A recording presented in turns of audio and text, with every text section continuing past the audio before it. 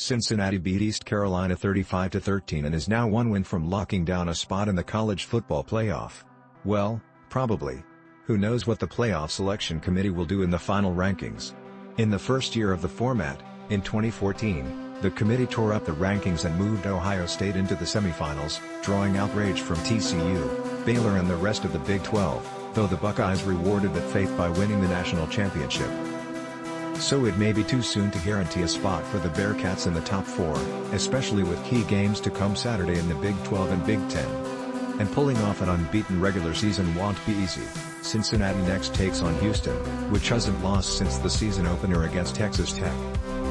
But any thought that ECU might catch the Bearcats napping was put to rest before halftime. Closing out November with a perfect record puts Luke Fickell and Cincinnati atop Friday's list of winners and losers. The Bearcats scored 21 points in the second quarter and sailed through the second half against one of the top teams in the American.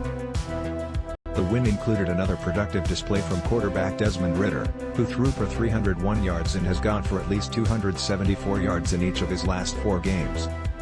One problem that again reared its head: Cincinnati missed a 45-yard field goal in the first quarter and has now made just 7 of 16 tries this season. That ranks the Bearcats 129th in the country out of 130 teams in field goal percentage. The Aztecs are lurking in the New Year's Six race and ready to grab the Group of Five's automatic bid should Houston knock off Cincinnati. San Diego State moved to 11-1 and locked down a spot in the Mountain West Conference Championship game after beating Boise State 27-17 behind another superb game from one of the nation's top defenses. Boise put together 228 passing yards and just 91 yards rushing, the 9th time this season the Aztecs have held the opposition to under 100 yards on the ground. The Longhorns snapped a 5-game losing streak and beat Kansas State 22-17, removing a bit of the sour taste around Steve Sarkisian's first season and allowing for some optimism heading into what will be a long off-season.